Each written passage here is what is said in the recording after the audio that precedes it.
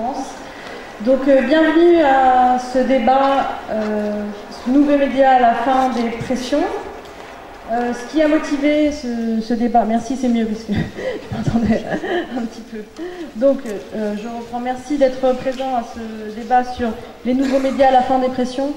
On a pu voir ces dernières années émerger, donc grâce aux réseaux sociaux, Internet, Facebook, Twitter, les blogs. Ça fait maintenant plus d'une dizaine d'années que les blogs existent, mais notamment avec les sites de microblogs, que ce soit en Chine avec Weibo, que ce soit en Iran avec Twitter et un peu partout dans le monde. On a vu que ces réseaux permettaient un peu de contourner la censure, et on a même pensé qu'ils avaient contribué à faire des révolutions, notamment dans les pays du printemps arabe. Donc on va essayer de voir avec nos intervenants si vraiment il y a eu une libération de la censure, un contournement de la censure grâce à ces réseaux sociaux. Est-ce qu'aujourd'hui ce n'est pas aussi utilisé contre les internautes par les gouvernements qui ont appris à se servir de ces mêmes réseaux? Donc pour intervenir aujourd'hui, nous avons Lucie Morillon, qui travaille à RSF, qui est responsable de la recherche et des nouveaux médias chez Reporters sans frontières. Elle est spécialiste notamment des nouveaux types de censure qui sont utilisés à travers le monde et les moyens mis en œuvre par les internautes pour lutter contre cela. Nous avons Farnaz Saifi, qui est une journaliste blogueuse iranienne.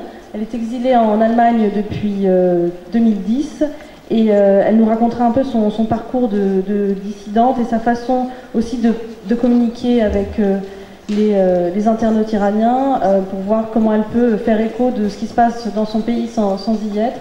Elle travaille notamment pour la Deutsche Welle en persan. En duplex, donc il n'est pas sur ce plateau mais il nous entend, vous l'avez entendu rapidement tout à l'heure, c'est Jean-Marc Mana, qui est journaliste spécialiste de la surveillance sur Internet et qui alimente quotidiennement le blog Bug Brother sur le site dumonde.fr. Il nous dira notamment un peu plus sur les systèmes de surveillance des États. Jean-Marc, je vais juste vérifier que vous nous entendez. Oui, je vous entends, bonjour. Très bien. Donc, peut-être Lucie, vous pouvez commencer un peu par nous dire aujourd'hui où ça en est, la censure sur les réseaux sociaux. Est-ce que les internautes réussissent à contourner cette censure? Est-ce qu'il y a des nouveaux un peu modes de censure aussi sur ces réseaux? Oui, vous m'entendez? Oui, alors effectivement, l'arrivée des nouveaux médias, alors le terme de nouveau commence à ne plus être si approprié que ça, puisqu'effectivement ça fait quand même quelques temps que ces médias se sont développés, et peut-être que c'est encore plus flagrant dans des pays où l'information est contrôlée. C'est vrai que nous, à Reporters sans frontières, on a créé un bureau Internet, nouveaux médias et liberté d'information qui a commencé à opérer vraiment au début des années 2000, donc ça fait quand même quelques temps qu'on suit le sujet, et c'est vrai qu'aujourd'hui, dans le cadre de notre travail, on défend davantage, par exemple, de blogueurs au Vietnam que de journalistes, parce que ce sont les blogueurs qui vont enquêter sur des affaires de corruption, des problèmes d'environnement, alors que les journalistes ne sont là-bas que les porte-voix du régime. Oui, donc, on a vu justement avec ces nouveaux médias que ce sont finalement ceux qui vivent l'information qui la transmettent. Il n'y a plus le filtre du journaliste, et ce sont directement, entre guillemets, les activistes, les militants, les gens qui vivent la révolution qui en parlent. Oui, tout à fait. À Sidi Bouzid, effectivement, il n'y avait pas de grands médias internationaux basés sur place, et ce qui est arrivé à Mohamed Bouazizi a fait le tour du monde grâce à ces simples citoyens qui ont une démarche d'information, qui ont voulu faire savoir au reste du monde ce qui s'était passé. Donc évidemment, pour nous, dans le cadre de notre défense de la liberté de l'information, les blogueurs, les nets citoyens jouent un rôle absolument essentiel, et Internet est effectivement un vrai outil à la fois d'information, mais également de mobilisation pour les activistes des printemps arabes et d'ailleurs. On a beaucoup parlé de ce qui s'est passé effectivement en Tunisie, en Libye, etc. Mais il y a beaucoup de mouvements qui ont suivi en Azerbaïdjan, dans des pays, en Ouzbékistan, etc. Donc des pays qui ont aussi connu finalement des répercussions de ces médias. Mais alors c'est vrai qu'en revanche, comme vous le disiez, si les nouveaux médias ont créé de nouvelles opportunités, si elles ont été utilisées par les blogueurs et par tous ceux qui avaient envie de faire sortir des informations, les gouvernements ont aussi essayé de répliquer et de reprendre la main finalement sur Internet, sur les nouveaux médias, sur les réseaux sociaux, et parfois ils y sont très bien arrivés. Ce qui fait qu'aujourd'hui on peut à la fois considérer Internet comme un outil de libération, d'information, de mobilisation, et à la fois comme un outil de surveillance et de répression. Je pense que c'est un double fonctionnement finalement. Bien sûr. Je vais demander à Jean-Marc de réagir sur cette question d'un moyen à double tranchant. Est-ce que ce sont vraiment les internautes, est-ce que c'était des gens qui étaient présents dans les révolutions du printemps arabe qui tweetaient, ou est-ce que c'était plutôt des gens de l'étranger? Et est-ce que ça a vraiment servi leur cause ou pas? C'est une arme à double tranchant en fait, parce que ce qui était très intéressant de voir, notamment en Égypte, ce qu'il faut savoir, c'est qu'en Égypte, il y a une page Facebook qui s'est montée et qui a contribué notablement à faire qu'il y a plein de gens qui sont allés manifester Place Tahrir. En même temps, dans d'autres pays, on a vu des services de renseignement et des forces de l'ordre créer des pages Facebook pour rappeler à manifester, histoire de pouvoir faire des rafles et rafler tous ceux qui venaient manifester. Place Tahrir, il y avait également des tracts qui circulaient et qui expliquaient aux manifestants, surtout n'utilisez pas Facebook, n'utilisez pas Twitter, n'utilisez pas Skype, parce que vous pouvez être espionné, vous pouvez être identifié. Donc on a eu des gens qui ont contribué à faire connaître au monde entier ce qui se passait dans ces pays-là. C'est Paul Moreira notamment qui avait filmé des gens en Syrie, et en Syrie, ce que racontaient ce qu'on appelle les cyberdissidents, c'est que le fait de savoir utiliser Internet, c'était considéré comme plus dangereux que de savoir utiliser une arme par le régime syrien. Et que les snipers syriens préféraient tuer des cyberdissidents que tuer des simples manifestants. Parce que ça peut avoir un impact international. Donc c'est vraiment une arme à double tranchant en fonction des pays, en fonction des régimes et en fonction de la capacité qu'ont les gens à savoir sécuriser leur communication. Quelqu'un qui ne sait pas se protéger, qui ne sait pas sécuriser ses communications, peut se retrouver espionné. On l'a vu dans un certain nombre de pays, dont notamment la Libye, avec le scandale d'Amésis, cette entreprise française qui avait conçu un système de surveillance de l'Internet pour les services de renseignement de Kadhafi. Donc faut ni diaboliser Internet, ni le considérer comme un ange salvateur qui a vraiment aidé au printemps arabe. Le printemps arabe, c'est d'abord et avant tout des gens qui étaient dans la rue, qui ont fait les manifestations, qui ont fait les révolutions et qui ont contribué à faire chuter le régime.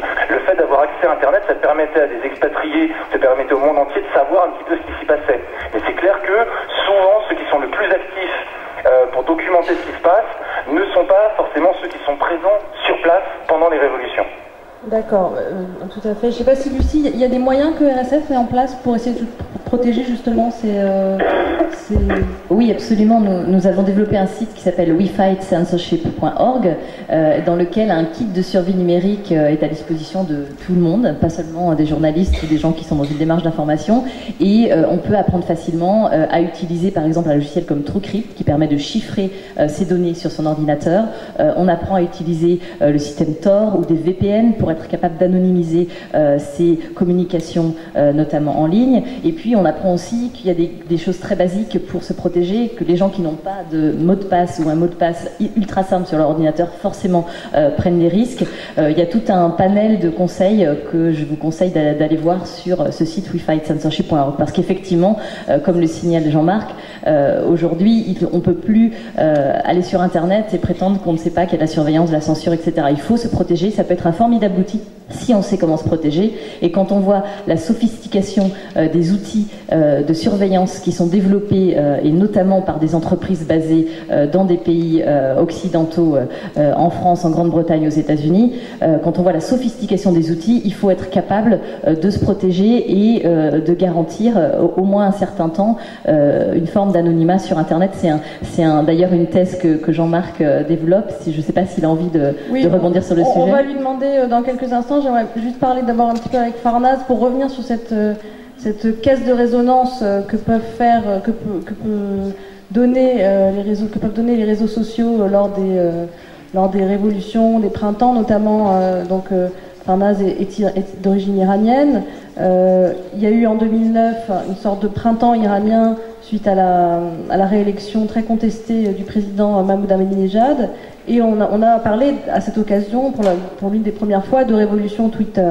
Donc j'aimerais savoir, elle, comment elle a vécu ça, et quel impact elle pense que les réseaux sociaux ont eu sur cet événement, et en général pour les Iraniens, puisque l'Iran est un des pays, on le verra après, qui censure le plus Internet. First of all, good afternoon, ladies and gentlemen. Well, in 2009, the day after the disputed presidential election, the authorities arrested 24 journalists at the first beginning day, and they gave a 48 hours notice to any foreign journalist who was inside the country to leave the country. So it means that suddenly you had a blockage of the information from the official sources. Oui, bonjour, tout d'abord, bon après-midi à tous. Oui, ce que je souhaitais dire, c'était qu'en 2009, après cette élection qui a été contestée, les autorités ont arrêté 24 journalistes iraniens et ont donné un préavis de 24 heures à tous les journalistes étrangers pour qu'ils quittent le pays. Donc il y a eu à ce moment-là un blocage d'informations. What left was internet, social media networks, and citizen journalists. And they were the ones who started to inform others, not only Iranians, but also all of the world about what's happening inside the country, and use social media to gather people and announce what are going to be the next gatherings for the demonstrations. Donc ce qui est resté en fait, ce sont des journalistes, enfin ce qui était disponible, donc c'était mes réseaux sociaux, des journalistes de la société civile qui ont servi à informer non seulement les Iraniens mais aussi toutes les personnes à l'extérieur et qui donnaient des informations sur les événements et par exemple les lieux de rencontre pour les manifestations. And even for the official medias such as BBC, CNN, what left was the YouTube footages of the citizen journalists and their personal accounts and what they wrote in Twitter or Facebook. Et même pour des médias officiels tels que la BBC ou CNN, donc ce qui restait c'était YouTube ou les comptes personnels pour la diffusion des informations. But I personally think it's not because of the internet or the social medias themselves, because anyone can use internet and social medias for any cause they want it. And that's why I always say the important thing is the mentality behind it, because at the same time also Islamic Republic of Iran, which is one of the few countries in the world who is officially have a cyber army, use internet to attack people and to push their own propaganda. Ce qui est important, ce sont les personnes en particulier, parce qu'en fait, tout le monde peut utiliser les réseaux sociaux pour promouvoir toute cause, mais ce qui est important, c'est la mentalité derrière ça. La République d'Iran est le seul État qui a officiellement une cyberarmée qui va attaquer les personnes, s'en prendre aux personnes et à leurs idées. So I think at the end, it's only the people who are making any differences, not any technology. They can just use the technology to push their own agenda. Donc en fait, ce qui fait la différence en fin de course, ce sont les personnes et non la technologie. Elles utilisent la technologie comme un moyen. On a ce paradoxe intéressant en Iran où les autorités interdisent l'utilisation des réseaux sociaux par la population, qui Lucie pourra nous expliquer, l'utilise quand même.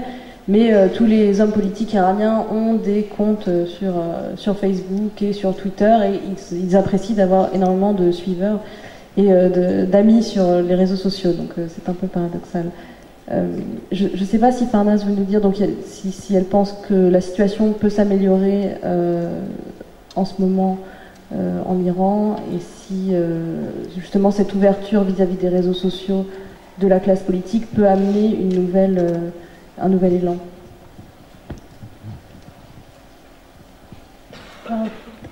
We always say Iran is a country full of complexity and opposite things. That's also one of the things. All the popular social media networks are banned in Iran, but so many of our politicians, including our foreign minister, are present there and are quite popular. He wrote a statue, he got thousands of likes and everything. En fait, l'Iran est un pays, pour être tout à fait honnête, plein de complexité et de contradictions. D'un côté, les réseaux sociaux sont interdits, mais beaucoup de nos politiciens, et même jusqu'à notre ministre des Affaires étrangères, ont des comptes et ont beaucoup de personnes qui les suivent sur ces réseaux sociaux. And when the journalists asked the Minister of Information and the Minister of Communication that then why Facebook or Twitter is still blocked in Iran while so many of the ministers are there and they are using it, he says that you should ask them themselves, I don't know. Et lorsque les journalistes demandent au ministre de la Communication mais pourquoi Twitter et les réseaux sont bloqués, et ils ne savent pas quoi répondre, ils ne répondent pas.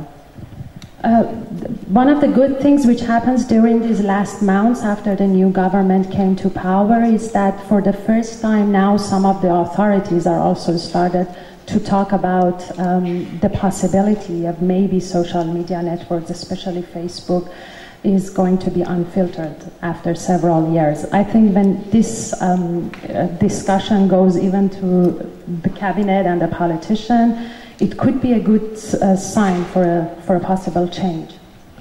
L'une des bonnes choses est que depuis les changements qui se sont produits ces derniers mois, même les autorités évoquent la possibilité de libérer certains réseaux, dont en particulier Facebook, d'enlever les filtres. Donc ce sont les discussions qui se situent même au niveau du cabinet et cela donne peut-être de bon augure pour le futur.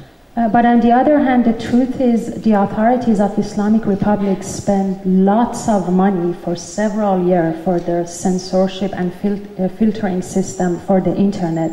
And they managed to make one of the most sophisticated filtering systems in the world. And also in the document of development, which every 5 years the government make, it's one of their priorities to have their own intranet, national internet, and to push their filtering system. So by all this, it makes you all still to talk very cautiously if it is going to be any change, real change in filtering or not.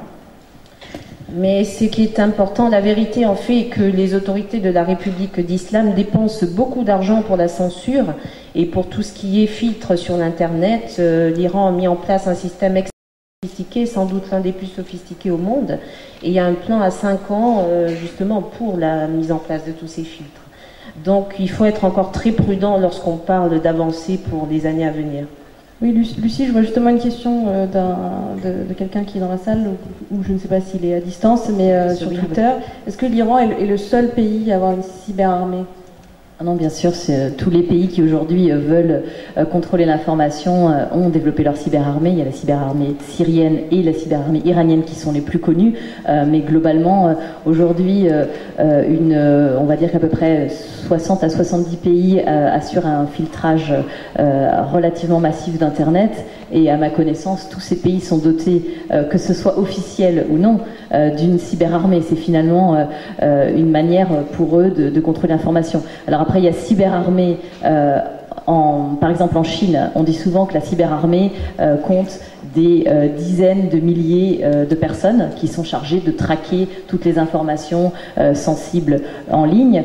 C'est sûrement bien en deçà de la réalité. Et puis ça ne prend pas en compte aussi non seulement les gens qui vont activement pour le gouvernement surveiller ce qui se passe en ligne et censurer, mais aujourd'hui par exemple en Chine, les autorités se sont assurées de la collaboration des entreprises privées. Par exemple, ce n'est pas Twitter qui cartonne en Chine, c'est son équivalent chinois, Sina Weibo, et les responsables de Sina Weibo ont dû s'engager, signer une charte de bonne conduite et d'autocensure et engager des gens qui font le ménage dans Weibo quand des thèmes un peu sensibles sont abordés. Quand on parle du prix Nobel de la paix Liu Xiaobo, quand on se demande pourquoi la famille de l'ancien Premier ministre Wen Xiaobo s'est comme par hasard enrichie quand il était au pouvoir. Voilà, donc ces gens-là sont chargés de nettoyer la toile et on s'est rendu compte justement au moment de l'attribution du prix Nobel de la paix à Liu Xiaobo de la rapidité avec laquelle ils étaient capables d'appliquer cette censure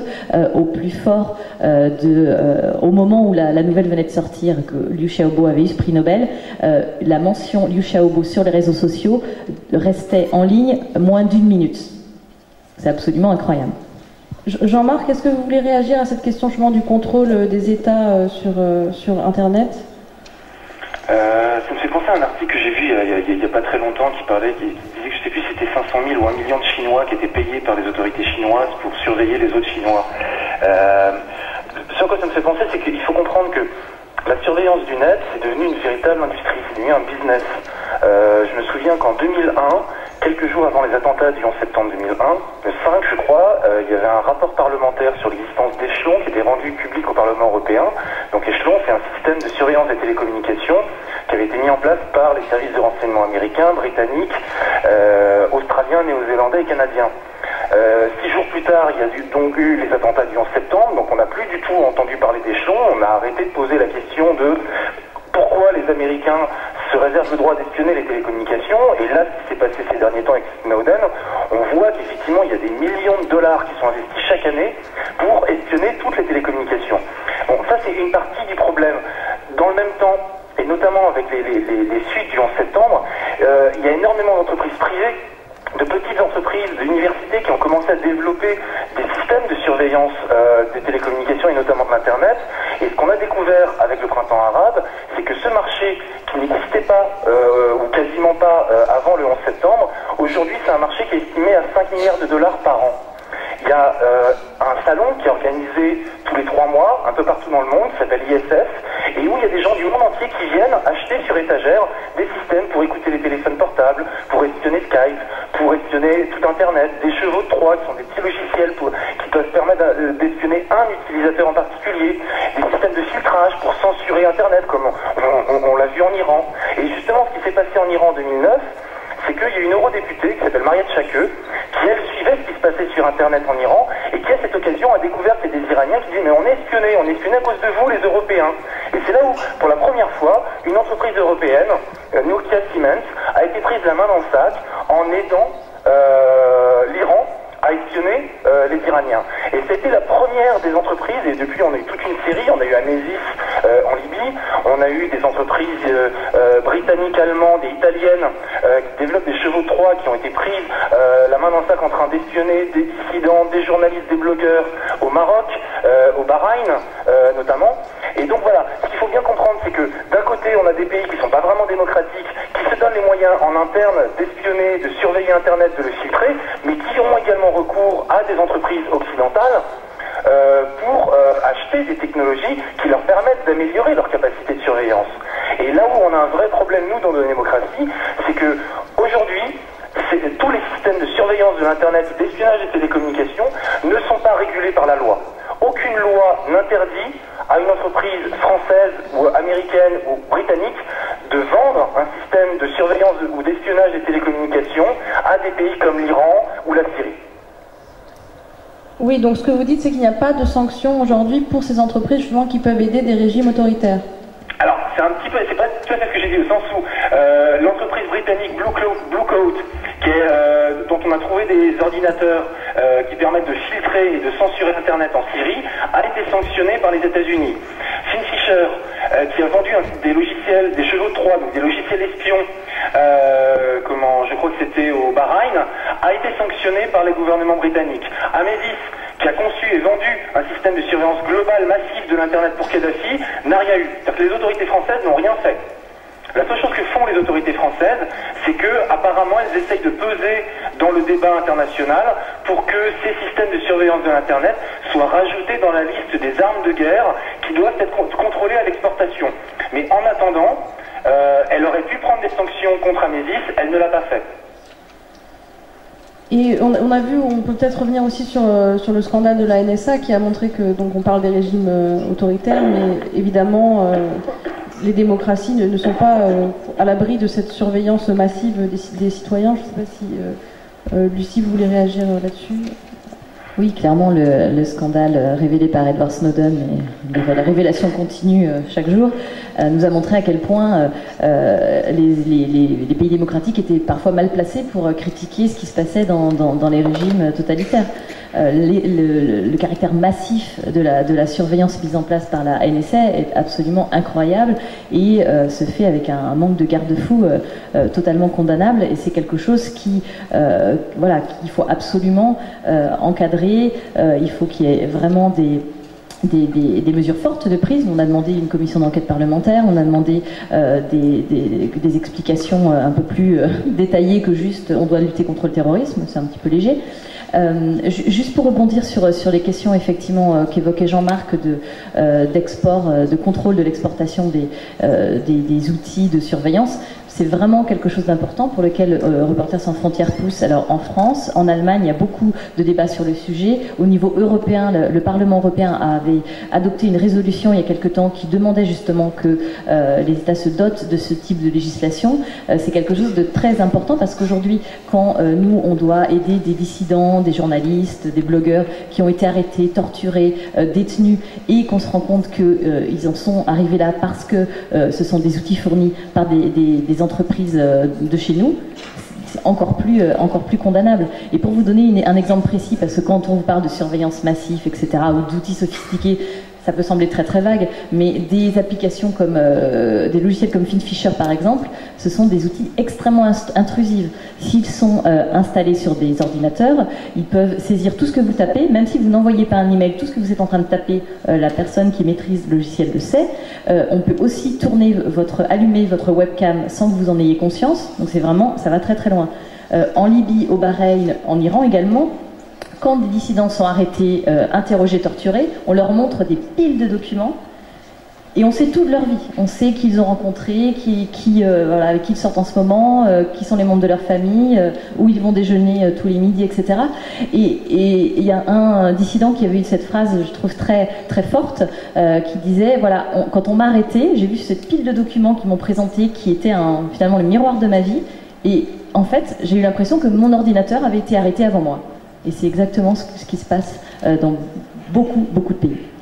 Farnaz, je pense que vous avez des contacts avec justement des personnes qui subissent un peu au quotidien cette cybercensure. Est-ce que vous pouvez essayer de nous dire comment ils travaillent, comment vous essayez de travailler avec eux et comment ils font pour combattre justement cette cybercensure? Well, actually, all the internet users in Iran are the victim of this censorship because not only 25% of whole internet is filtered in Iran, but also the government of Iran controls the speed of the internet. So we don't really have good access to internet, high speed access to internet, and no internet provider company is allowed to sell really high speed internet as we know here in West to any Iranian internet user. En fait, ce qu'il faut savoir, c'est qu'en Iran, tous les utilisateurs d'Internet en fait sont victimes de la censure. 25% du trafic est filtré, mais aussi nous avons un souci au niveau de la vitesse de communication puisque nous n'avons pas de haut débit et en fait les fournisseurs d'accès n'ont pas le droit de fournir le haut débit aux clients comme cela existe ici. And there is a joke between Iranians. They say, before buying your internet, buy your VPN, which is really the truth. First, you should have the anti-filtering system, then you can have laptop or computer to get access to internet. Because even, for instance, Gmail is filtered in Iran. Et donc il y a une plaisanterie en Iran où on dit avant d'acheter un ordinateur, il faut déjà acheter votre VPN pour pouvoir votre anti-filtre, pour pouvoir passer outre la censure, puisque même le Google Mail est déjà espionné. And the black market of producing and selling anti-filtering softwares and VPN is a pretty successful business in Iran. And with help of them and with buying the necessary equipments from them, Iranian internet users can have access to social media networks, which so many of the Iranian internet users do. I don't know how many, but you can almost say almost everyone. Et le marché noir de la vente de tout ce qui est programme ou logiciel anti-filtre ou les VPN connaissent un succès énorme puisqu'en fait quasiment tous les utilisateurs d'Internet en Iran en possèdent.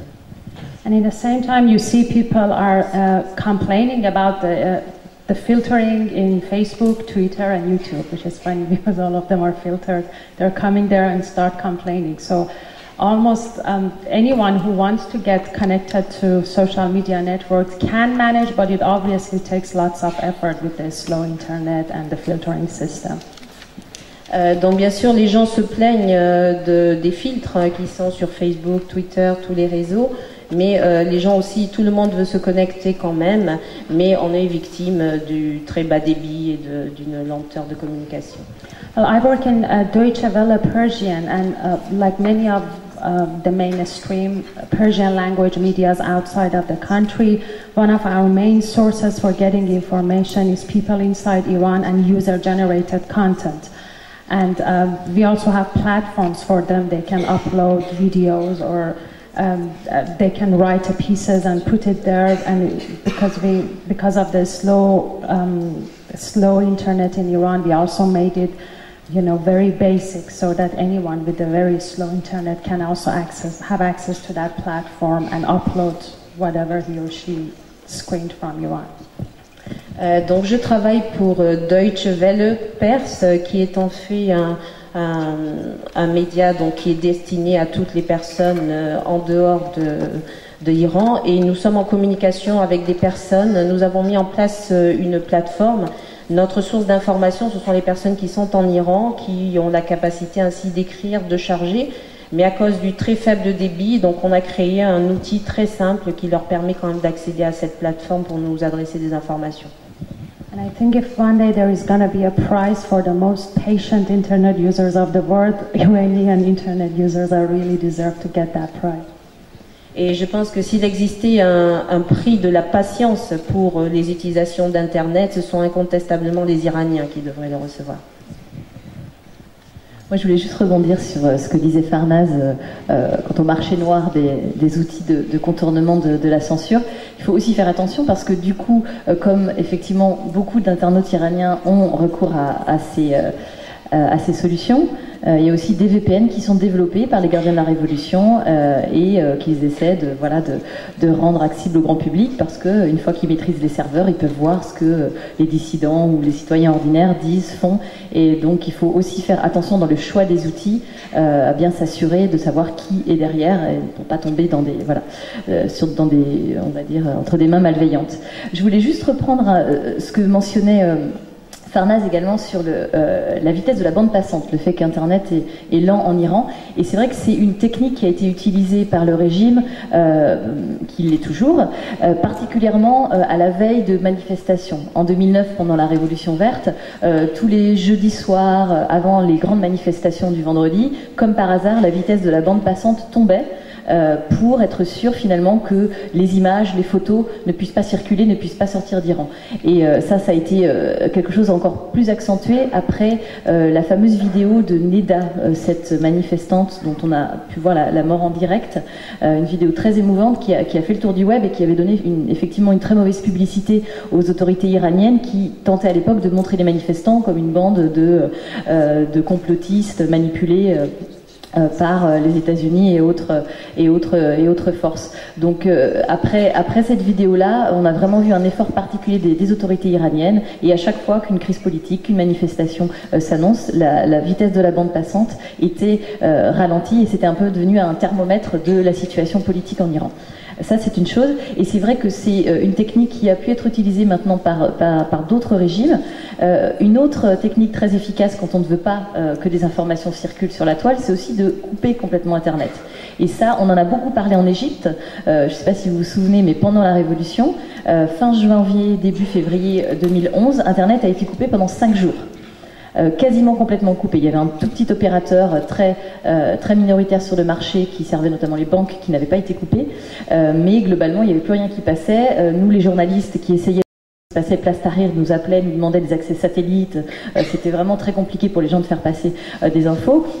Mais ça s'était déjà passé par exemple au Népal en 2005, en Birmanie en 2007, c'est arrivé il n'y a pas longtemps au Kazakhstan pendant des troubles dans une région. Les autorités ont complètement fermé l'accès Internet et les communications portables dans un rayon de 50 km dans la ville où des troubles sociaux s'étaient produits. Donc c'est aussi quelque chose qui est utilisé de temps en temps par les autorités. Après, couper Internet, c'est quand même drastique. Ça ne donne pas une très bonne publicité au régime à l'intérieur du pays et puis à l'extérieur. Et puis ça coûte cher. Pour information, en Égypte, les 5 jours de coupure d'Internet ont coûté, d'après l'OCDE, la modique somme de 80 à 90 millions de dollars au gouvernement égyptien. De couper Internet, celle-là. Internet est tellement... L'utilisation d'Internet est tellement intégrée à l'économie que les transactions, un certain nombre de choses étaient rendues impossibles par la coupure d'Internet, même si ce petit opérateur Nour restait en service. tout a été interrompu et du coup c'est l'estimation que l'OCDE donne et c'est probablement une estimation assez juste. Jean-Marc, je vois beaucoup de questions sur Twitter sur l'espionnage, à quoi sert l'espionnage, comment lutter contre l'espionnage massif et est-ce que cet espionnage peut cesser un jour, l'espionnage donc de la part des États, aussi aidé par les entreprises privées comme vous disiez tout à l'heure.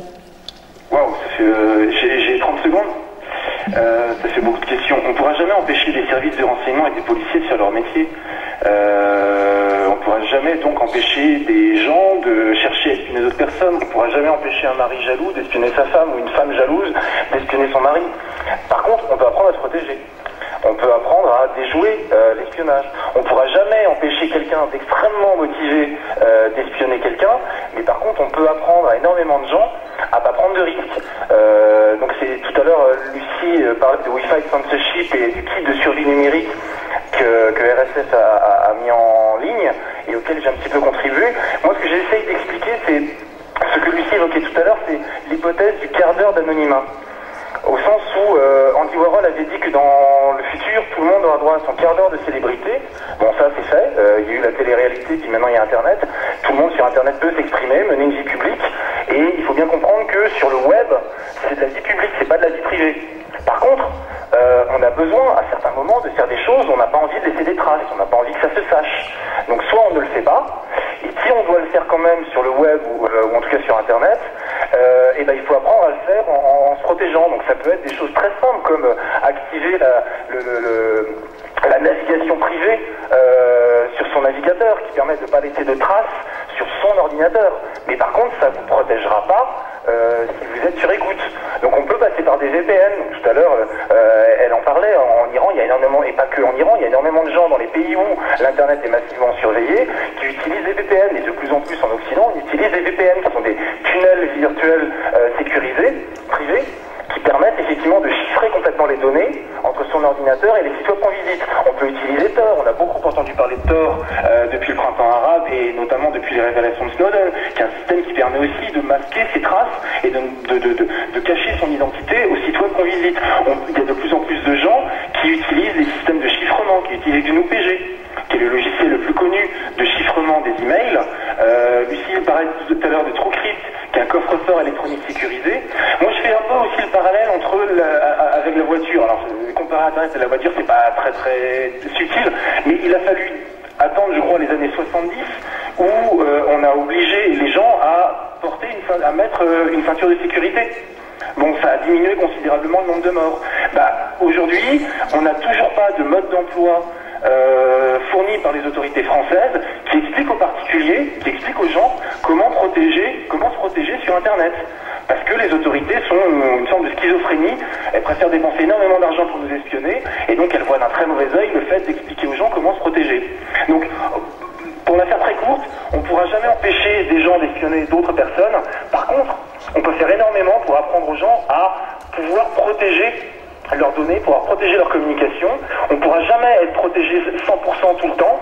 Par contre, on peut mettre en place des dispositifs qui permettent d'avoir ces fenêtres, ces quarts d'heure d'anonymat où on peut disparaître pour protéger ses sources, pour aller voir un site porno, pour acheter en ligne, pour que sais-je, envoyer des mails où on n'a pas envie de laisser des traces, et ensuite revenir à un état, j'ai envie de dire, normal. Alors ça peut peut-être paraître choquant à certains, mais la norme sur le web, c'est la transparence. Voilà, il faut savoir qu'on laisse des traces. Il y a énormément d'entreprises privées, notamment des régies publicitaires, dont le business model, c'est d'espionner, de surveiller ce que vous faites, pour pouvoir ensuite revendre des données personnelles, ou en tout cas céder et afficher de la publicité ciblée en fonction de vos comportements. Donc la surveillance, c'est devenu un business pour les services de renseignement, c'est devenu un business pour la publicité, et le produit, c'est nous. Voilà, on est surveillé. Bon faut pas forcément en avoir peur, à partir du moment où on l'envisage comme étant, voilà, on devient transparent. Et quand on a besoin de casser la transparence, de se cacher, d'avoir une vie privée, et à ce moment-là, on peut le faire. C'est pas forcément très compliqué, mais il faut apprendre à le faire. Oui, donc c'est à chacun de lutter un peu à son échelle pour protéger ses données et sa vie privée. On va passer dans un instant aux questions du public. Si vous me permettez, un autre point très important, si vous pouvez, vous allez il y a un règlement européen sur la protection des données personnelles qui est en négociation à Bruxelles depuis janvier dernier. C'est la plus grosse campagne de lobbying qu'on ait jamais vue à Bruxelles dans toute l'histoire de l'Union européenne.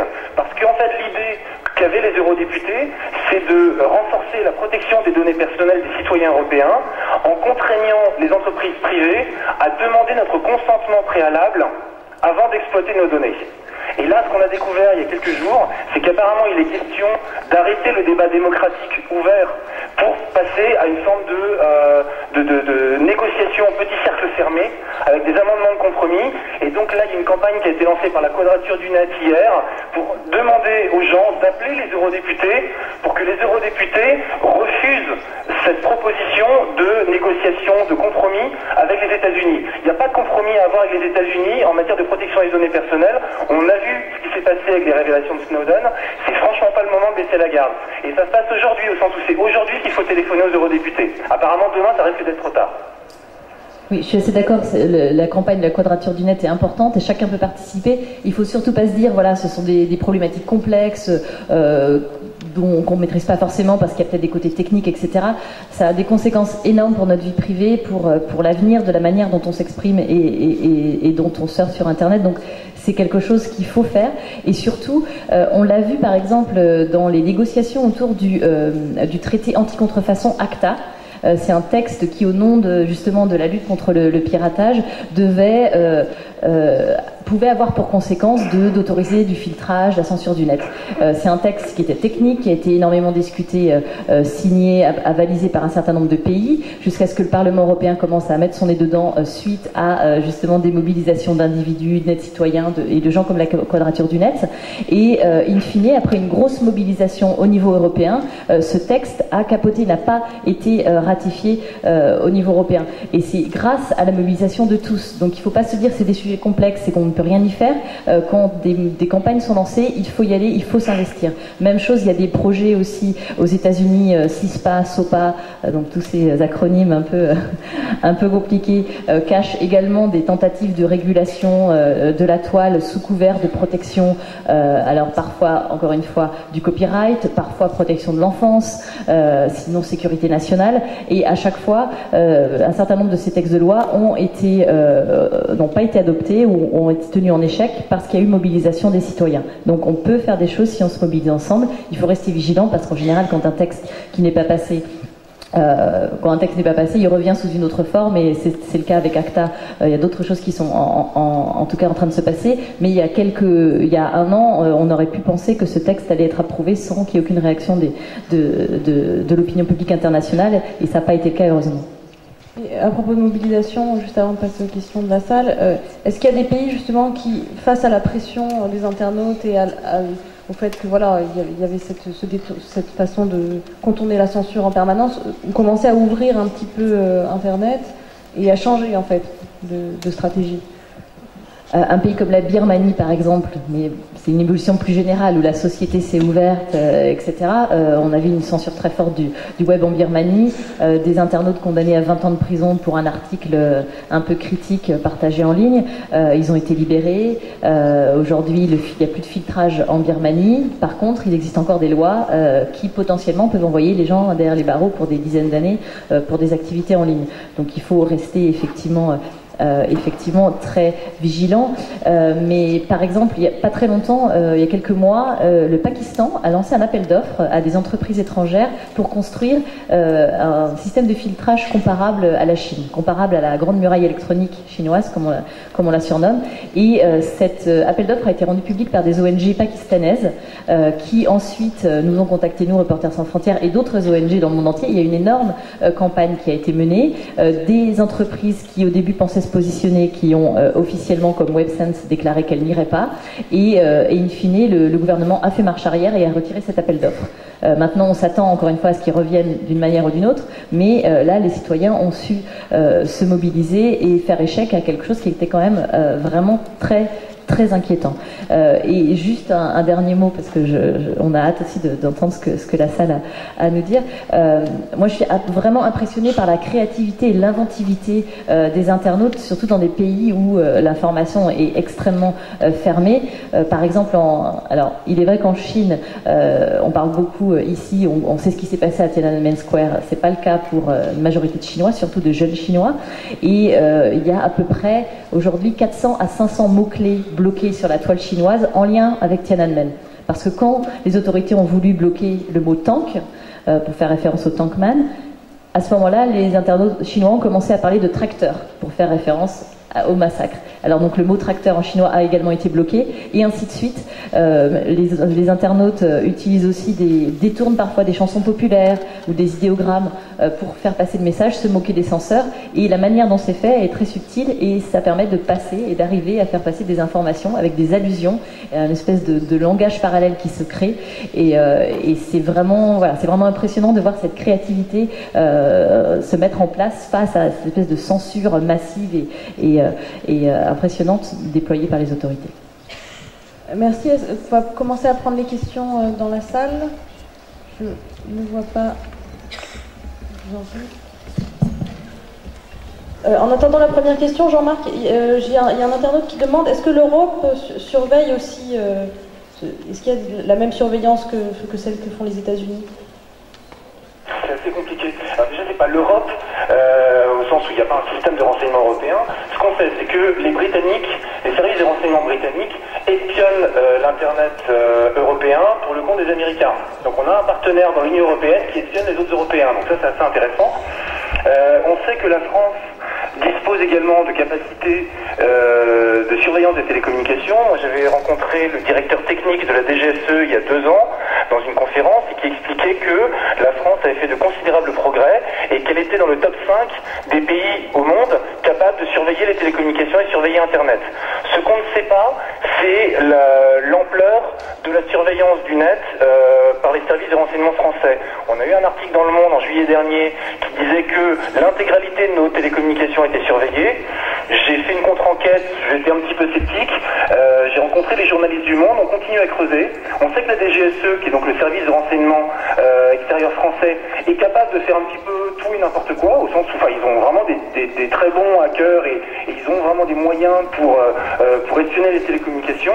Et s'ils font du massif, comme le font les Américains, et s'ils espionnent les communications en France à la recherche de terroristes, on ne sait pas exactement, mais on a des soupçons, oui. Il n'y a pas que la France qui le fait, hein. La Russie le fait, la Chine le fait, tous les pays surveillent leurs télécommunications, bien évidemment. Après, c'est une question de moyens et d'argent. Mais quand on compare les moyens dont dispose la France avec les moyens dont dispose la NSA, c'est clair que les Américains, ils ont un siècle d'avance. Alors, est-ce qu'il y a une question dans la salle? Oui. Oui, bonjour. Oui, je voudrais poser cette question, donc ça va plutôt à Jean-Marc Manax. En ce qui concerne donc les recommandations liées au cryptage, c'est-à-dire la possibilité de pouvoir communiquer sur Internet en cryptant ces données. Ne croyez-vous pas que le fait qu'on émette justement des cryptés de données, des données cryptées, puisse nous désigner finalement surveillants comme étant des personnes communiquant dans des conditions qui ne leur paraissent pas totalement conformes à l'ordre établi? Ça, c'est la première question. Et puis, est-ce qu'on ne s'auto-désigne pas nous-mêmes finalement de cette façon-là? Et puis ensuite, en ce qui concerne la France, plus spécifiquement, je voudrais savoir ce que peut nous dire Jean-Marc Manax sur le rôle de la CNIL. Est-ce que la CNIL, la Commission nationale informatique et liberté, donc a un rôle efficient, ou est-ce que finalement c'est plutôt un gadget et que, au fond, son action n'est pas très efficace? Merci. Alors, la première question concernant l'utilisation du chiffrement. On dit chiffrement, pas cryptage, en règle générale. Pour ce qui est du chiffrement, on sait que la NSA stocke les mails chiffrés en espérant pouvoir un jour les déchiffrer. Donc clairement, le fait d'utiliser des moyens de chiffrement peut vous rendre suspect. Maintenant, si le message est correctement chiffré, il ne peut pas être déchiffré. Donc après, ça dépend, c'est une question de risque. Moi, je travaille sur les services de renseignement, je travaille sur les technologies de surveillance, etc. Donc, je sais que potentiellement, il y a peut-être des gens qui vont vouloir surveiller ce que je fais. Bon, ben voilà, pour faire comme Chirac, ça m'en touche une et pas l'autre, quoi. Enfin, voilà. Moi, ce qui m'importe, c'est quand j'ai besoin de sécuriser mes communications, de me donner les moyens de le faire. Après, que mes mails sont interceptés et qu'éventuellement, dans 5-10 ans, ils puissent être déchiffrés, bon, so what. Le plus important, c'est que, en tant que journaliste, j'ai un devoir professionnel qui est la confidentialité des sources. Bon, et il n'y a pas que les journalistes, les médecins, les avocats, les prêtres. Normalement, il y a une bonne partie des professionnels devraient utiliser le chiffrement. Et de plus en plus, ce qu'on voit aujourd'hui, c'est, on entend des gens qui, il y a quelques années, disaient « Ouais, mais t'es un peu parano, tu vas vouloir chiffrer tes communications. » communication. Aujourd'hui, quelqu'un qui travaille dans le high-tech, qui travaille dans des startups, qui travaille a fortiori pour l'armée ou dans des postes comme ça sensibles, qui travaille pour une ambassade, s'il ne sait pas utiliser TrueCrypt et s'il ne sait pas utiliser un logiciel de chiffrement, c'est pas un bon. Professionnellement parlant, il n'est pas bon. Parce qu'il expose son administration ou son employeur et qu'il s'expose lui-même à de l'espionnage politique ou industriel. Donc ça doit être une obligation légale quasiment pour un certain nombre de professionnels. Pour ce qui est de ce qu'il faut bien savoir, c'est que la CNIL, elle a été créée pour protéger les citoyens du fichage policier. Elle n'a pas été créée pour les protéger des services de renseignement. Donc elle n'a pas la possibilité légale aujourd'hui de contrôler les fichiers des services de renseignement. Elle n'a pas la possibilité de contrôler les moyens déployés par les services de renseignement pour espionner les télécommunications. Parce que légalement, elle n'en a pas le droit. Donc là, il y a un amendement qui a été déposé il y a quelques jours au Sénat, je crois, qui vise précisément à renforcer les pouvoirs de la CNIL en matière de contrôle par rapport aux fichiers des services de renseignement. Et quand on voit que la délégation parlementaire chargée de contrôler les services de renseignement, quand on voit le peu de moyens dont elle dispose, le peu de réponses qu'elle a par rapport à ces questions, en fait, elle est vraiment petit bras. Donc là, à l'occasion de la loi de programmation militaire, il est question de renforcer un petit peu les pouvoirs de cette délégation parlementaire, mais le pouvoir d'influence des services de renseignement est tel qu'on est encore très très loin d'un véritable contrôle démocratique de nos services de renseignement. C'est le cas en France, comme c'est le cas en Grande-Bretagne, comme c'est le cas aux États-Unis. Et je ne parle même pas des pays qui ne sont pas vraiment démocratiques. Merci. Lucie, vous vouliez réagir aussi? Oui, sur la question justement du chiffrement, c'est une question de contexte et si on se place sur un point de vue, sur un plan international, c'est vrai que quand on donne des conseils à Reporters sans frontières à des journalistes ou des dissidents dans différents pays, évidemment en Ouzbékistan, on ne va pas forcément encourager les gens à chiffrer leur communication parce que c'est tellement peu utilisé dans le pays qu'effectivement ça les signale aux autorités et à ceux qui censurent Internet. C'est un peu la théorie qu'un ami hacker utilise de ce fameux vous êtes la voiture rouge au milieu d'un flux continu de voitures bleues, et effectivement dans ces contextes très particuliers c'est une manière de se faire repérer, même si on n'arrive pas à savoir ce que vous dites et on n'arrive pas à déchiffrer le contenu du message, ça vous rend suspect. On a pu voir dans certains autres pays, notamment je me rappelle en Iran, on a eu un cas d'un collaborateur qui avait utilisé le réseau Tor, qui faisait des tests pour nous en fait sur le réseau Tor au moment où une certaine version de Tor ne marchait plus en Iran, et qui a reçu un coup de fil de son fournisseur d'accès en lui disant on a vu que tu étais en train de faire des choses pas très correctes, ce serait bien que tu arrêtes. Donc voilà. En revanche, la solution, c'est pas de se dire il faut pas chiffrer, c'est un formidable outil, et l'idée c'est que plus on sera nombreux à chiffrer nos communications et plus on se noiera dans la masse. Donc quand on discute avec des gens qui ont vraiment pour envie et objectif de protéger la vie privée, on a envie d'emmener les gens vers plus de chiffrement, et c'est une question qu'on se pose aujourd'hui, de se dire à quoi ressembleraient aujourd'hui nos communications si, dès l'origine, Internet avait été conçu avec cette possibilité de chiffrer intégrée dans la structure. Je ne sais pas si Jean-Marc a envie de réagir là-dessus. Après, il y a plein de techniques qu'on peut utiliser qui permettent effectivement de ne pas être la voiture rouge au milieu de l'embouteillage de voitures bleues. Il y a ce qu'on appelle la stéganographie qui permet de cacher un message dans une image, par exemple. Donc c'est clair que, de toute façon, ce qu'il faut bien comprendre en matière de sécurité informatique, c'est que, la sécurité, c'est un processus, c'est pas un produit. C'est pas parce qu'on va utiliser un logiciel, et encore moins parce qu'on a acheté un logiciel, qu'on va sécuriser ses communications. Une fois qu'on a compris que c'est un processus, il faut adapter ces pratiques aux risques qu'on encourt.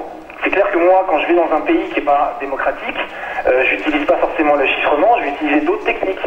Je vais passer éventuellement par CryptoCat, qui est un système de messagerie chiffré qui permet de converser de façon sécurisée en live avec quelqu'un. Bon, il y a plein de techniques différentes en fait. Il faut vraiment penser la sécurité informatique comme étant... on a une boîte à outils, en fonction du contexte, on peut utiliser tel ou tel outil. Il y a une autre chose qui est très intéressante qui s'appelle Tails. Tails, c'est un système d'exploitation sécurisé que vous pouvez installer sur une petite clé USB et vous redémarrez votre ordinateur sur cette clé USB, et comme ça vous ne laissez pas de traces sur l'ordinateur que vous utilisez. Donc même si l'ordinateur est saisi à la douane, ce qui arrive de plus en plus fréquemment quand vous allez aux États-Unis ou quand vous allez en Chine, il n'y a pas de trace de ce que vous avez fait dans l'ordinateur. Donc, mais il faut bien comprendre que, effectivement, c'est des choses qui s'apprennent, il faut pratiquer, il faut s'entraîner, c'est un petit peu comme faire du vélo. On ne fait pas du vélo pareil sur la route et en pleine forêt. Merci Jean-Marc Farnaz. Est-ce que vous-même, vous utilisez des cryptages de données? Est-ce que vous surveillez la façon dont vous communiquez avec l'Iran pour éviter de mettre des personnes en danger? Est-ce que dans votre utilisation quotidienne, vous avez cette problématique? Yes, I personally use encrypting and other sorts of protecting myself, and I try to encourage others to use it as well. One of the problems is that so many internet users in my country, they think, I'm not doing anything very specific. No one is interested in what I'm surfing or thing. But the truth is, it's not true. And the history and what happened during the last years in my country shows that the government is control every internet user's activity, and whatever they do is very important for them. So that's encrypting and using virtual private networks and things like such as Tor software is something that we also try to highly publicize it and encourage others to use it. Personnellement, oui, j'utilise le cryptage des données. Donc pour moi, pour les autres aussi que j'encourage à faire de même. Le problème, c'est que souvent les personnes, les utilisateurs d'Internet disent « mais je ne fais rien de particulier, donc je ne vois pas pourquoi les autorités seraient intéressées par ce que je fais ». Mais en fait, c'est faux, parce que dans notre pays, tout les intéresse. Donc il est important que les personnes maîtrisent des techniques telles que le cryptage ou utilisent des réseaux privés, aussi des logiciels de type Tor, et donc je les encourage au maximum à le faire. Especially for journalists, activists and bloggers in my country, we highly encourage it, because one of the methods the filtering authorities in Iran use against us is that they try to hack your email almost every day. For instance, every day I go at work and I open my work account, I see there was suspicious activity. And it is the experience almost all Iranian journalists have. They try to hack you, or they try to make fake IDs by your name and by your information, or even fake weblogs, Facebook pages. So you have to protect yourself against them by any means you can. Donc ce que je dis est particulièrement vrai pour les journalistes, les activistes et toutes les personnes qui tiennent des blogs.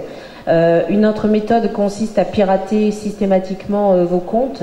En ce qui me concerne, tous les jours, je vois qu'il y a pu y avoir une activité de type frauduleux sur mon compte. Donc on va aussi créer une fausse identité en réutilisant votre nom, ou créer un faux blog sous votre nom. Donc il est vraiment important de se protéger. Merci. On va prendre une autre question. Je ne vois pas vraiment. Donc, devant, il y a quelqu'un. Moi. Allez-y. Je ne sais pas où vous êtes, mais allez-y. Je voulais savoir, lorsque nous partons dans un autre pays en tant qu'étranger en touriste, si on utilise l'ordinateur, est-ce qu'on peut être espionné nous aussi? Oui, bien sûr, à partir du moment où vous utilisez par exemple, alors le pire exemple pour nous, c'est par exemple du coup c'est aussi valable pour un touriste, mais un journaliste qui se rend dans un pays un peu compliqué, qui va rester dans la capitale, dans l'hôtel où sont tous les étrangers et en particulier tous les journalistes, et qui va utiliser un réseau Wi-Fi ouvert. C'est comme si on apportait sur un plateau d'argent toutes les informations possibles et imaginables au service de renseignement du pays concerné. Donc à partir du moment où vous êtes dans un pays, vous avez un doute qu'il est possible que ce pays ait mis en place des techniques de surveillance et de filtrage, et aujourd'hui honnêtement les pays qui ne le font pas sont vraiment l'exception. Voilà, il faut se prémunir, même si vous n'avez pas d'informations qui vous semblent extrêmement précieuses ou sensibles à cacher. À partir du moment où vous utilisez un réseau qui est sous surveillance, si vous ne prenez pas de précautions, oui, vos informations peuvent être utilisées. Donc, à vous de voir si ça vous pose un problème ou non, mais dans l'absolu, j'aurais tendance à vous dire de vous protéger. Je peux répondre aussi ? Oui, bien sûr. J'avais écrit un billet en juillet dernier en me basant sur un des documents révélés par Edward Snowden, où j'expliquais pourquoi est-ce que la NSA peut aussi espionner votre papa. C'est pas seulement vous, mais aussi votre papa. En fait, et ça montre bien l'étendue de cette société de surveillance dans laquelle on est arrivé. Ce qui intéresse la NSA, c'est pas seulement l'ambassadeur de France à Washington. Ce qui intéresse la NSA, c'est de connaître toutes les personnes qui sont en relation avec les gens qui sont en relation avec l'ambassadeur de France à Washington. Donc si vous connaissez quelqu'un qui est le voisin de l'ambassadeur de Washington, ou quelqu'un qui est la femme de ménage du fils de l'ambassadeur de Washington, vous pouvez potentiellement être espionné par la NSA. C'est-à-dire qu'il faut bien comprendre qu'aujourd'hui, ce qui intéresse les services de renseignement, c'est pas vraiment forcément le contenu de vos communications, mais c'est de savoir que vous êtes en lien avec quelqu'un. Il y a un article dans le Washington Post, qui est sorti hier, qui raconte comment un des associés de Ben Laden a été tué parce que la NSA a réussi à identifier un mail envoyé par sa femme. Et grâce à ce mail envoyé par sa femme, ils ont pu identifier où était ce terroriste et ils ont donc pu le tuer. Voilà. Donc, mais on peut imaginer que ça peut être la copine de la fille du terroriste. Et donc vous ne savez, même si vous n'avez rien à vous reprocher, vous pouvez être espionné. Et justement, c'est vrai qu'on n'en a pas vraiment parlé avant, mais je suis absolument d'accord. Le principe du renseignement et de la surveillance, c'est pas juste de surveiller une personne, mais c'est de démanteler, de remonter des réseaux. Que ce soit des réseaux potentiellement dangereux ou pas. Par exemple, en Syrie, quand Facebook a été débloqué en mars 2011, un certain nombre d'observateurs se sont félicités, oh génial, l'ouverture, etc. Pas du tout. Pour les services de renseignement syriens, c'était l'occasion de faire en sorte que les gens aillent sur Facebook, d'utiliser des techniques de hameçonnage pour récupérer leurs mots de passe, leurs identifiants, pour pouvoir ensuite remonter leur réseau et essayer à un moment où toute la région s'embrasait, de pouvoir essayer de neutraliser finalement tous ces réseaux de dissidents. Donc c'est vraiment effectivement cette question de réseau qui est importante. On va prendre une autre question. Est-ce qu'on ne peut pas se demander si dans certains pays, le développement de la surveillance Internet n'est pas devenu un business? Je pense que c'est ce que disait Jean-Marc tout à l'heure, mais je ne sais pas s'il veut revenir un petit peu dessus.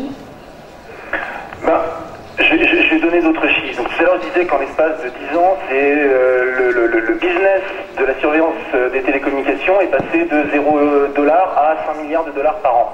Bon.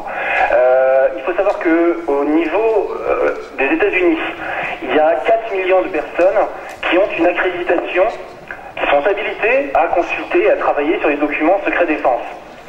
Edward Snowden était l'un de ces 4 millions de personnes, et sur les 4 millions, il y en a 500 000 qui travaillent pour des entreprises privées. Vous imaginez 500 000. En France, on a quelques milliers de personnes qui travaillent à la DGSE. Donc là, aux États-Unis, c'est 4 millions de personnes qui travaillent pour le complexe militaire ou industriel ou pour les services de renseignement. Donc oui, c'est devenu... C'était Eisenhower qui avait dit, quand il quittait la présidence des États-Unis, faites attention au complexe militaire ou industriel, ne les laissez surtout pas diriger la politique ou diriger l'économie. On est au cœur de ça. Moi, ce qui me fait le plus peur, c'est pas d'être espionné par la NSA. Ce qui me fait le plus peur, c'est de voir cette montée en puissance de la société de surveillance, à quel point c'est devenu un business, à quel point ce business-là est en train de changer la politique, et à quel point ils sont en train d'essayer de vouloir prendre le contrôle de l'intégralité de tous les ordinateurs. Parce que moi, ce qui me fait le plus peur, c'est pas aujourd'hui de savoir que la NSA arrive à espionner 500 000 carnets d'adresses par jour. Ça, c'était une des dernières révélations de Snowden, je ne sais pas si vous vous rendez compte, 500 000 carnets d'adresses par jour, et c'est pas une adresse mail, c'est des carnets d'adresses qu'ils espionnent. C'est de voir que si ça continue comme ça, on va vraiment finir dans un monde à la Minority Report, où on va devoir obéir à des ordinateurs. Parce que le monde va être façonné de telle sorte qu'il va falloir vivre sous constante surveillance des ordinateurs, et que les ordinateurs, non seulement ils vont nous surveiller, mais qu'à terme ils vont nous contrôler et nous ordonner de faire ceci ou nous interdire de faire cela. Merci pour cette réponse un peu angoissante. Est-ce qu'il y a d'autres questions? Là-haut, il y a pas mal de questions. Est-ce que quelqu'un peut amener un micro?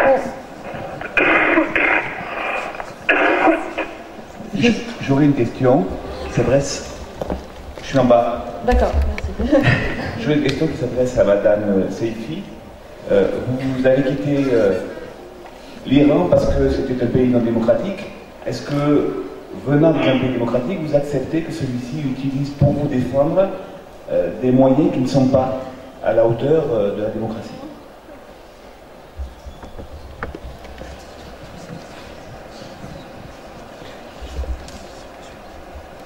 Merci. Est-ce que pendant ce temps, on peut ramener des micros vers le haut aussi, parce que je crois qu'il y avait des questions par là. Elle va répondre dans un instant.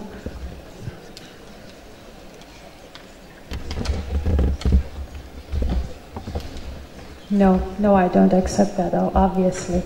And for instance, with what happened after Edward Snowden whistleblowing, personally, for me to find out as an internet user who lives in Germany, which was controlled by NSA for a long time, and I suppose because I'm Iranian, I'm one of their targets, probably an interesting one.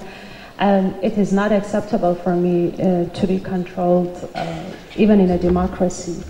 And personally, I think that the path Europe and America take in internet censorship and controlling internet users' data is very, very worrying. Non, je n'accepte pas cela du tout. Même lorsqu'on en a découvert les révélations d'Edward Snowden et où on a appris que l'Allemagne, les États-Unis utilisaient tous ces moyens, c'est quelque chose que je considère non acceptable, même dans une démocratie. Et le chemin que sont en train de prendre les États-Unis et l'Europe est effrayant. And I remember from our experience in Iran that when first they started to put censorship and controlling in internet, they always started in all the countries with the reasons that they know the majority of people support, like child pornography. It's exactly started like this back in my country as well. And I think it's very important for citizens to take steps from the beginning, and just because they think whatever they say, we agree with it, okay, in that part I agree, so I should not criticize them. I don't think it's a good strategy because they came slowly, step by step forward, and one day you see it's already late to fight it.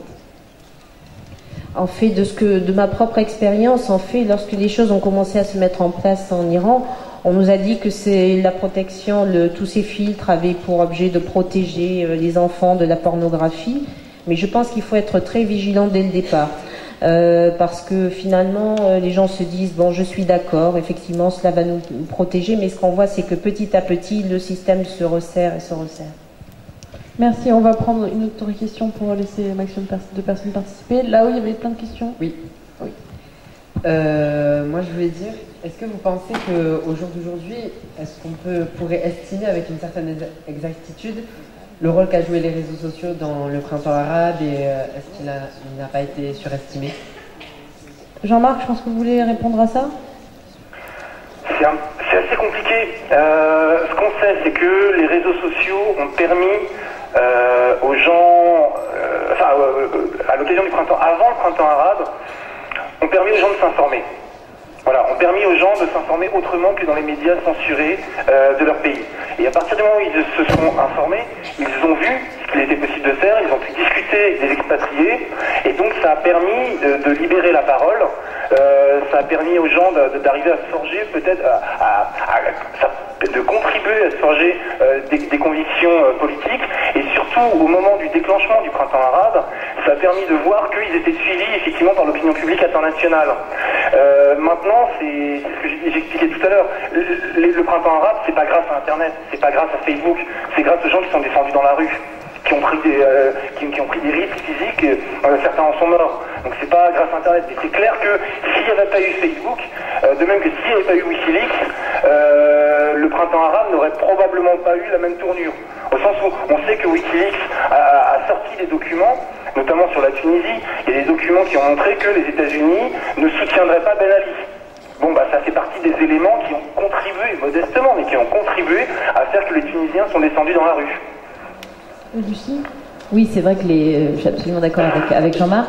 C'est vrai que les termes, les étiquettes révolution Facebook, révolution Twitter sont forcément réductrices.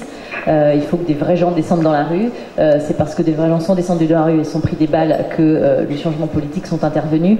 Mais c'est vrai qu'on est arrivé à un moment, une conjonction entre l'exploitation par les activistes de ce formidable outil qui était Internet et le fait que les gens étaient prêts à descendre dans la rue, et ils sont allés peut-être motivés en partie par les réseaux sociaux, mais pas que. Je me souviens, on parle beaucoup des printemps arabes, mais il ne faut pas oublier que les Iraniens en 2009 étaient dans la rue et ont payé un prix très lourd. Et je me souviens au moment où justement on avait ces manifestations massives dans la rue, j'ai discuté avec des amis iraniens qui me disaient oui, on parle de révolution Twitter, très bien, mais in fine les gens ils descendent dans la rue parce qu'il y en a un qui descend, deux, trois, ils vont frapper à la porte du voisin, qui lui aussi sort, qui va frapper à la porte du voisin, etc. Et c'est comme ça que les gens finissent par sortir. Donc voilà, c'est un peu pour moi une conjonction des deux. Dans le passé, on a été parfois déçus par des mouvements de mobilisation en ligne qui étaient d'une ampleur absolument démentielle. Il y avait par exemple des mouvements en Russie qui attiraient des pétitions qui étaient signées par des millions de personnes, et une fois qu'il fallait descendre dans la rue pour aller les défendre, plus personne n'osait poser le pied parce qu'on savait que la répression était là et qu'on allait en payer encore une fois un lourd prix. Donc on a eu une conjonction d'événements, un moment particulier, et les réseaux sociaux ont joué un rôle, mais peut-être plus perçu à l'étranger que dans les pays. Farnaz, vous avez suivi, je pense, le printemps arabe avec attention, et le printemps iranien, bien sûr.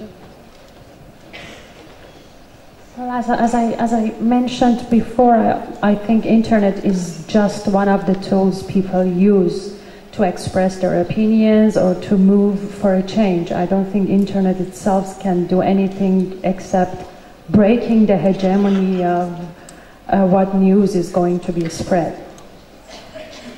Oui, comme je l'ai dit précédemment, en fait, l'Internet est qu'un des outils pour permettre aux personnes d'exprimer leur opinion ou de demander un changement.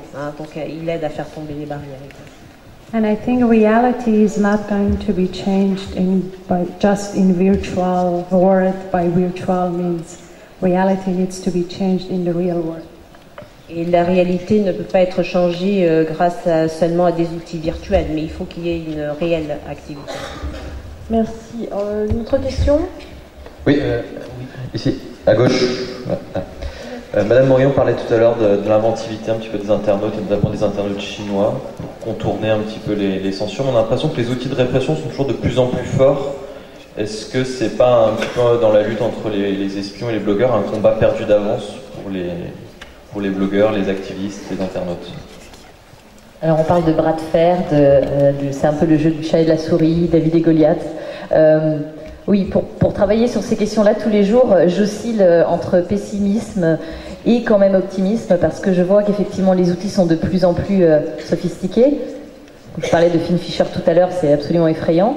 Et en même temps, ce ne sont que des outils. Donc il y a, à partir du moment où les individus continuent à se mobiliser, à partir du moment où on voit de plus en plus de solidarité entre internautes, parce que c'est un peu le côté quand on parle des blogueurs et de tout ce qu'ils ont apporté, notamment au printemps arabe, on sait aussi que contrairement à des journalistes qui peuvent avoir des grosses machines derrière eux, souvent ces blogueurs sont des individus vulnérables, et on a vu pendant les printemps arabes les Tunisiens venir aider les Égyptiens, puis conseiller les Libyens, et il y a une espèce de dynamique qui s'est mise en place et qui fait que j'ai encore envie de croire que voilà, l'information peut continuer à passer. Il y aura toujours des dommages collatéraux, et plus les outils sont sophistiqués, plus ce sont les gens qui payent le prix. Mais pour vous donner un exemple concret, aujourd'hui au Vietnam par exemple, la surveillance se renforce. C'est vraiment un pays où il est très dangereux de bloguer. On a 35 blogueurs derrière les barreaux. Et en mars dernier, on a remis notre prix du net citoyen. Alors on a fait voter le public. Il y avait 10 nominés. Parmi les nominés, il y avait un Vietnamien. Avant de le nominer, on l'a contacté pour lui demander si on pouvait le nominer, parce qu'on avait peur que ça le mette en danger. Quand on l'a nominé, il a accepté avec enthousiasme, il a gagné, donc voilà, c'était une bonne chose. Mais même chose, quand on lui a signalé qu'il avait gagné, il était absolument ravi. Et on l'a invité à venir à Paris en lui disant, pour la remise du prix, en lui disant que évidemment si ça le mettait en danger, il valait mieux pas qu'il vienne. Et il nous a dit non, j'ai envie de venir, j'ai envie de parler. Et il a tenu un discours, mais d'un courage, d'une force exceptionnelle, qui nous a, je pense, tous remonté le moral en nous disant voilà, je pense qu'on peut y arriver, il faut continuer à dire la vérité parce que les gens attendent la vérité et que nous, blogueurs vietnamiens qui avons un peu d'audience dans le pays et à l'étranger, si nous on ne le fait pas, personne ne le fera. Et si nous on tombe, derrière il y en a d'autres qui vont arriver et qui vont se dresser.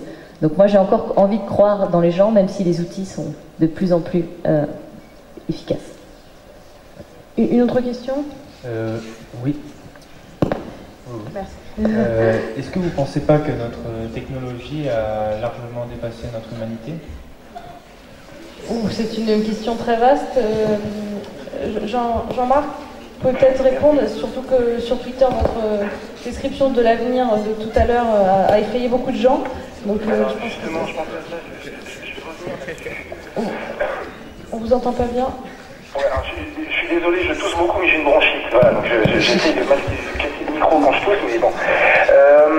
Vous avez tous entendu parler de ce qui s'est passé à Lampedusa la semaine dernière. Plus de 300 personnes qui sont mortes.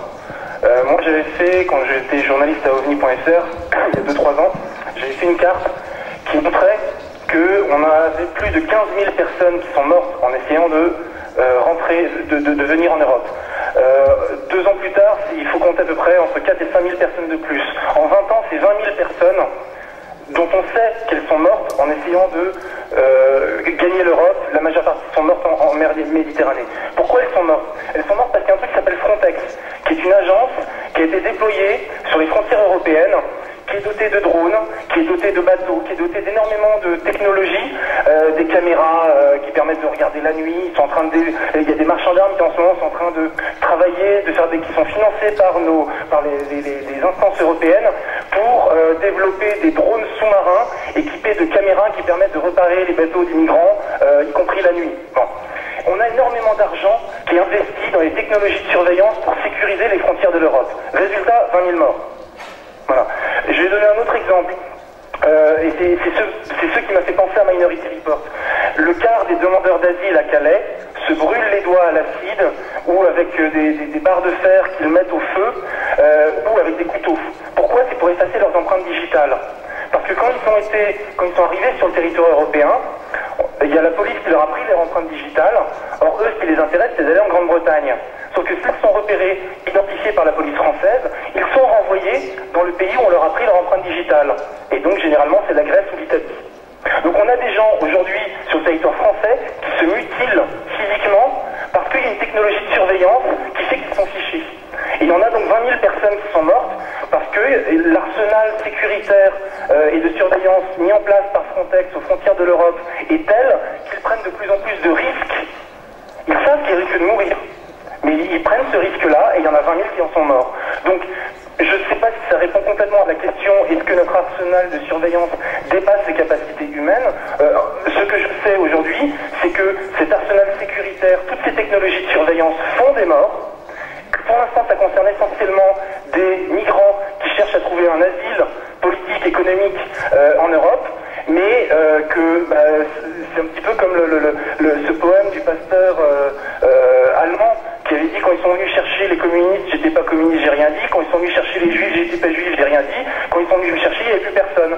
Bon bah là voilà, pour l'instant c'est des migrants, mais je sais que, et à d'autres niveaux, mais je ne veux pas non plus monopoliser la parole, je vois de plus en plus de gens, y compris des mâles blancs dominants, qui se retrouvent, on leur coupe les impôts, on leur coupe les allocations sociales, parce qu'ils sont fichés, parce qu'à un moment ils apparaissent dans un logiciel et qu'ils doivent démontrer la preuve de leur innocence. Mais parce qu'il y a un logiciel, un système informatique qui les a considérés comme suspects. Et c'est pour ça que je parlais tout à l'heure de Minority Report. C'est que la société de surveillance, on est en plein dedans.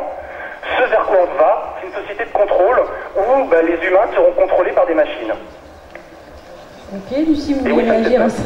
Oui, je voulais juste réagir sur le fait que oui, certains outils, les outils de surveillance, quand ils sont utilisés pour aller traquer des individus, pour avoir des conséquences absolument incroyables sur les droits de l'homme, nous déshumanisent.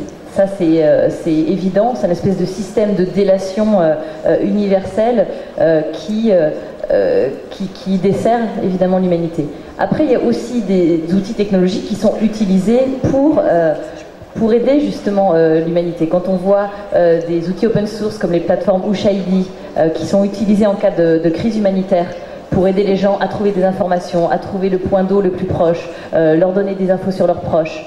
Quand justement cette plateforme est déclinée en Russie au moment des feux de forêt pour aider les gens à traquer l'avancée des feux et à proposer à d'autres de les héberger parce qu'ils viennent de perdre leur maison et tout ce qui va avec, à ce moment-là, voilà, tous ces processus d'alerte, crisis map, assistance humanitaire, quand on arrive à développer des outils autour de réactions rapides à ces événements, là on se réapproprie la technologie en tant qu'aide humanitaire et c'est quelque chose qui peut peut-être nous donner un soupçon d'optimisme dans cette peinture un peu noire que nous avons, qui malheureusement est tout à fait exacte.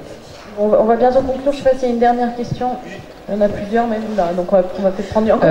Donc oui, c'est une question pour mettre en avant en fait le paradoxe de Tor, donc qui est un très bon outil pour communiquer librement sans qu'il y ait forcément de censure, qui est difficile.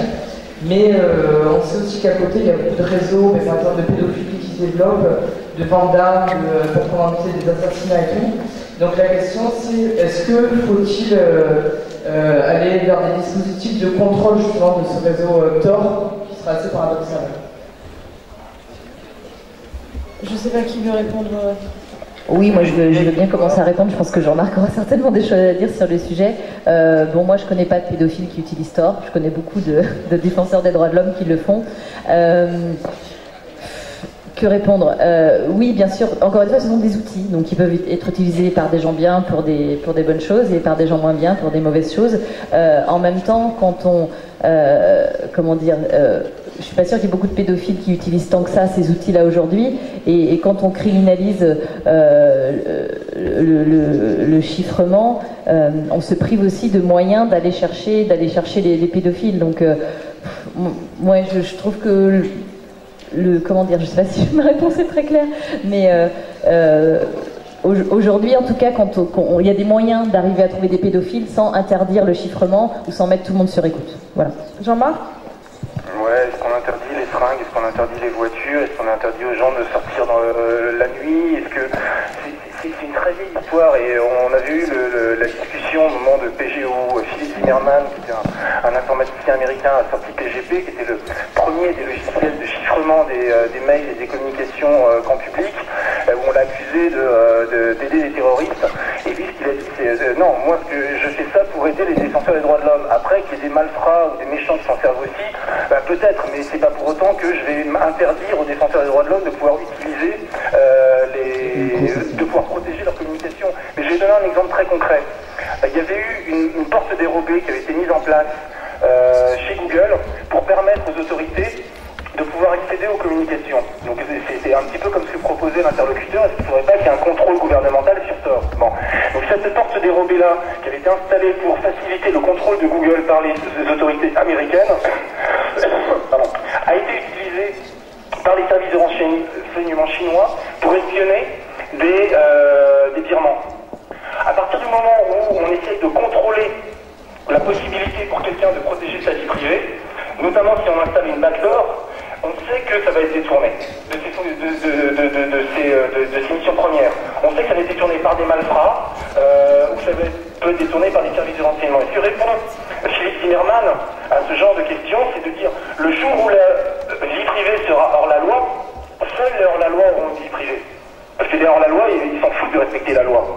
Donc c'est une fausse bonne idée, en fait, de vouloir permettre un contrôle par des services de renseignement ou des autorités sur ce type de technologie qui permettent de protéger sa vie privée. Bon, ça n'empêchera aucunement les hors-la-loi de pouvoir protéger leur des besoins, c'est une partie de mon métier. Merci, on va prendre une question. Oui, s'il vous plaît. Oui. Bonjour. Honneur aux femmes. Honneur aux femmes, allez, honneur aux femmes. Merci. Vous êtes en haut ici. Ah d'accord. Bonjour, je voulais savoir s'il y avait déjà été question d'un droit à Internet, comme nous avons les droits fondamentaux qui sont inscrits dans la Constitution. Oui, il y a un certain nombre de pays qui ont inscrit l'accès à Internet comme droit fondamental, notamment la Finlande. récemment, c'était en juillet 2012, le Conseil des droits de l'homme des Nations Unies a reconnu que tous les droits dont nous bénéficions en termes de la liberté d'expression étaient valables hors ligne et en ligne. Donc il y a effectivement un certain nombre de textes qui existent. Ce serait bien de voir un pays comme la France inscrire ça aussi dans la Constitution. On avait posé la question, mais c'était au moment d'Adopi, etc. Et notre demande n'avait pas forcément été accueillie avec un enthousiasme délirant à l'époque de la part des autorités françaises. Mais voilà, il existe beaucoup de choses entre les déclarations et puis ensuite l'application, c'est aussi autre chose. En ce moment, il y a un texte qui est particulièrement intéressant et je vous conseille d'aller voir en ligne. Vous pouvez aussi, il y a des pétitions autour de ce texte que vous pouvez signer. Ce sont des principes autour de la surveillance qui demandent le respect de la vie privée autour de la surveillance.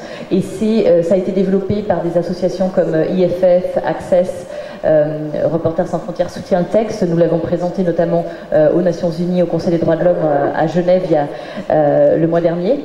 Et c'est un texte que nous allons essayer de faire adopter par des gouvernements, par des organisations internationales. Et on a besoin du soutien de chacun d'entre vous. Donc les principes sur la surveillance, allez voir sur notre site ou sur les sites de IFF et Access et vous verrez que la mobilisation monte et c'est important que chacun se prononce. On va prendre la question du monsieur.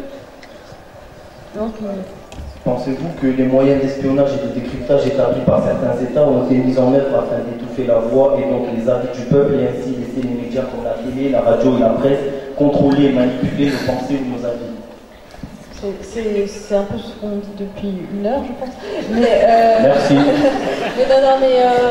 C'est-à-dire que les médias sont contrôlés aussi généralement dans ce genre de pays. Je ne sais pas si Farnaz veut réagir notamment sur l'Iran ou cette question. Est-ce que le peuple est étouffé par ces régimes au détriment, enfin en faveur plutôt des médias traditionnels?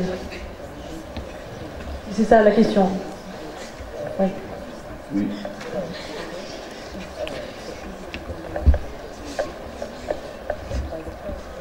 Alors, est-ce que les other people not inflated to let traditional press talk?